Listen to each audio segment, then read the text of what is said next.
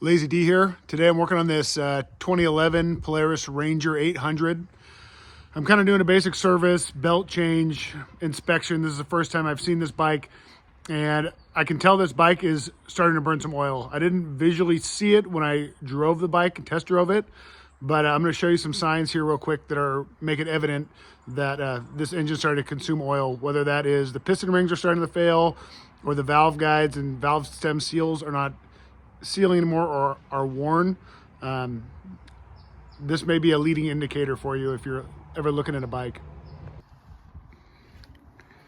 So when I got this hose is off. This is the PCV hose, positive crankcase ventilation, and you can see if I try to put it back on, the hose is too big. So engine oil has been traveling through this. Some combustion gases traveling through this is normal, but when it gets excessive, this hose actually absorbs some of the oil and grows. So I'll have to replace this. Another sign, air filter. This one didn't look too bad. Sometimes you'll see these where they'll be soaked with oil.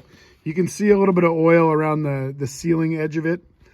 But also just by smell, you can smell it. Smells like combustion gases. This is looking at the top of the engine. This is the other side of the PCV hose, swollen here too. A tip I would say if you have a bike like this, I see a lot of bikes, they burn up the top end because dirt gets in, and one of the reasons is poor air filter maintenance. Another one is when you're servicing bikes, you need to be looking at any intake system components that are after the air filter that are rubber. You need to really inspect for cracks. These flanges will occasionally crack. You'll get cracks on the edge of rims like this, or even just right in this intake boot, or sometimes they call these an intake adapter. And additionally, this one has, on the other side, a hose. This ducting between the air filter housing and the throttle body, these can get damaged too. These dry out, they get 10, 15 years old. It's very common to see them crack. So if you catch that early and replace it, you'll likely save your engine.